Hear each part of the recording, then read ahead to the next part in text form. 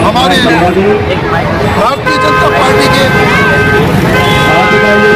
महानगर अध्यक्ष माननीय आदरणीय श्री राजकुमार गुप्ता जी हमारे बीच आए हैं और भारत देश के राष्ट्रीय प्रचारक, राष्ट्रीय संयोजक भारत रक्षा मंच के हमारे माननीय आदरणीय श्री सूर्यकांत केलकर जी भी हमारे बीच आए हुए हैं, जो हमारे बीच है। उनका आज आशीर्वाद प्राप्त कर हिंदू कल्याण महासभा भारत रक्षा मंच की एक इच्छा, भारत देश की रक्षा, भारत देश की रक्षा, और एक ही इन्होंने नारा लगाया है कि हमारे परिवार हमारी माताएं, परिवारजन, हम दो हमारे दो को नारों को छोड़ के हम दो हमारे तीन का नारा लगे और एक बच्चा हमारे हिंदू राष्ट्र के लिए समर्पित करें, उसमें हिंदू सेना का निर्माण हो। शहर की जनता के लिए एक ही निवेदन है कि जिस तरह से 2014 में देश के यशस्वी प्रधानमंत्री नरेंद्र भाई मोदी जी की प्रचंड बहुमत की सरकार उन्होंने बनाई है, भारतीय जनता पार्टी कभी भी सत्ता सुख के लिए राजनीति नहीं करती, बल्कि राष्ट्र निर्माण, राष्ट्र की सेवा और जनमानस की सेवा के लिए काम करती है। जनमानस भारतीय जनता पार्टी को जिस तरह से नरेंद्र मोदी जी को और योगी जी को अपना स्टे दे रहा है, प्रचंड बहुमत की सरकार है, आगामी चुनाव में बनाने का वो काम करे, भारतीय जनता पार्टी के साथ कंधे से कंधे राजनीतिक पार्टी शुरू की हो। और इस मंच पर वो भी उपस्थित हैं जिन्होंने 1989 में मुझे भारतीय जनता पार्टी की प्राथमिक सदस्यता दिलाई। ये विचार यदि कहीं पर पैदा है तो केवल और केवल भारतीय जनता पार्टी में ही विचार मिलेगा कि जिसने एक कार्यकर्ता का निर्माण किया हो, आज वही व्यक्तित्व अपने उस छोटे से कार्यकर्ता के अध्यक्ष बनने पर उसका स्वागत करने इस मंच पर मौजूद है। ये विचारधारा यदि कहीं देखने को मिलेगी तो केवल भारतीय जनता पार्टी के अंदर देखने को मिलती है साथियों। एक छोटा सा कार्यकर्ता, वार्ड स्तर का कार्यकर्ता, जिसने वार्ड अध्यक्ष के रूप में काम किया 2003 में, भारतीय जनता पार्टी ने कार्यकर्ताओं के बीच में से एक कार्यकर्ता को उठाकर महानगर का अध्यक्ष बना दिया। ये विचारधारा यदि कहीं मिलेगी तो केवल और केवल भारतीय जनता पार्टी के अंदर ये विचारधारा मिलती है। राम कुमार शर्मा जी इस मंच पर मौजूद हैं, निरंतर मेरे साथ कंधे से कंधा मिलाकर जिन्होंने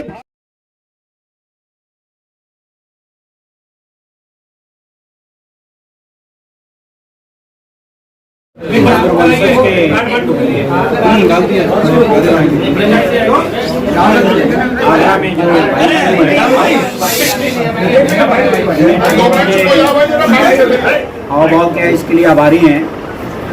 और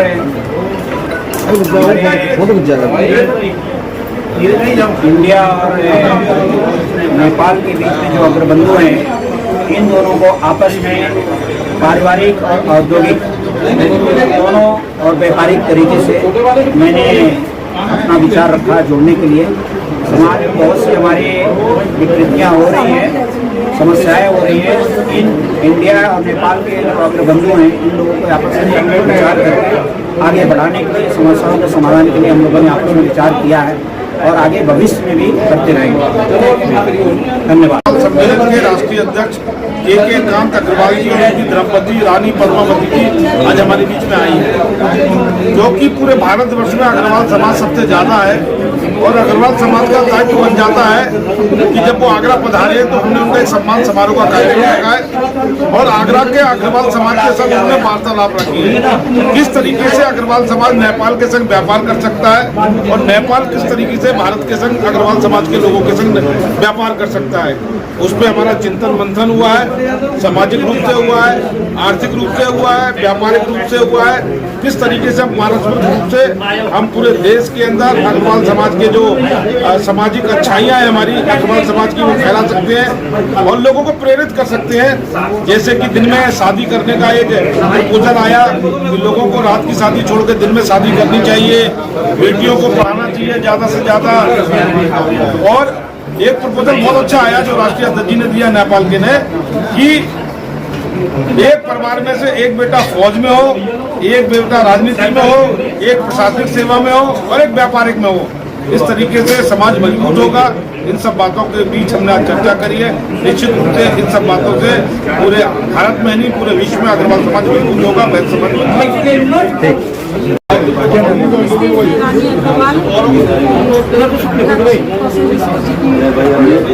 आपको आगरा के आगरा आई। आगरा बहुत अच्छा है, यहाँ के लोग भी बहुत अच्छे हैं। आपका सम्मान समारोह हो रहा है, स्वागत समारोह लगता